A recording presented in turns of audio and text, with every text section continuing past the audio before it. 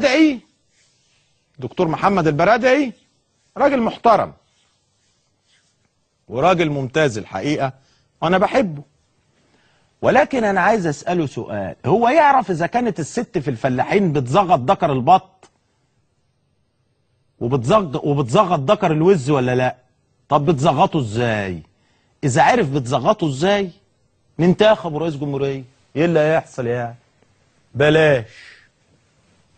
لو عرف سعر ذكر الوز في سوق التلات وسوق الخميس، محاكم مصر فيها سوق التلات والخميس والسبت على مستوى الجمهورية، لو عرف في الاسواق دي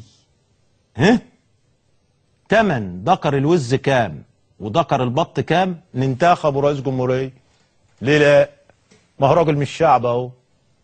ولا انتوا رايكم؟ بلاش بلاش. هنجيب حاجه كبيره شويه.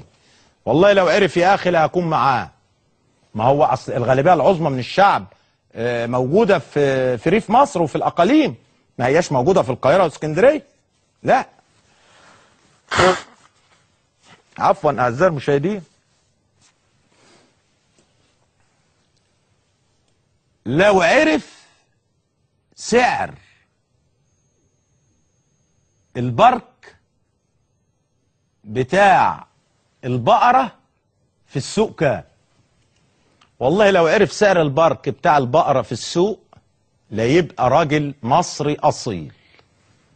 يعرف معلومة، أنا راجل هحكم، لازم أكون عارف كل اللي في مصر من أول البراغيث لغاية تمن وقفة البقرة في السوق بتاع المواشي كام. أبقى فاهم. أنا راجل معاه دكتوراه، رحت أمريكا، خدت الدورات التدريبية اللي الشباب كلهم خدوها، أنا وصلت لدورات المراكز الاستراتيجية اللي هي بعد كده اتخرجت منها على أساس إن أنا أبقى معلم مدرب يعني. هم وصلوا لحاجة معينة كده لأن كان هو ده دورهم، بس ما يتعدوش عن كده علشان يتم استخدامهم بقى زي ما تم.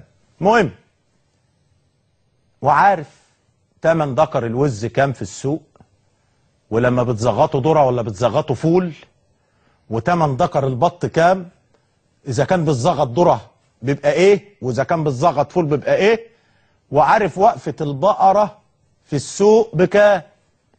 اقول لكم، سوق التلات في الزقازيق غير سوق المنصوره، سوق شبين غير سوق هنا الجيزه، سوق المنيا غير سوق اسيوط، كل سوق له سعر في وقفه البقره في السوق. اقلها 10 جنيه واقصاها 20 جنيه. عداني العيب؟ ما هم ده الغالبيه العظمى من الشعب مصر. طب انا عايز اعرف بقى عمنا البرادعي يعرف الكلام ده؟ طيب، ولا يعرف النووي بس؟ سؤال كده يعني عدى مني، مش عارف عدى ازاي. عشان ما اطولش عليكم وانتوا بتقولوا انت طولت، اناديكم ان تفيقوا يا شعب مصر. انتوا بتسألوا انتوا رايحين على فين، وانا بقول لكم اذا ما وقفناش كلنا ايد واحده، مسيحيين ومسلمين، ورا القوات المسلحه، وطالبنا القوات المسلحه انها تعمل مجموعات امنيه مشتركه ما بين ضباط الشرطه وضباط الجيش، وينزلوا يأمنوا البلد كلها ويمشطوا البلد كلها، هيبقى طمعان جبنا له بيت فلسنجي سكن له فيه. هنبقى احنا بنمهد الطريق للاستعمار وبنفتح له باب مصر من اوسع ابوابه وبنقول له اتفضل بيتك ومطرحك. ووقت ساعتها مش هيفرق بين مسلم ولا مسيحي، بدليل التاريخ بيقول ان المسيحيين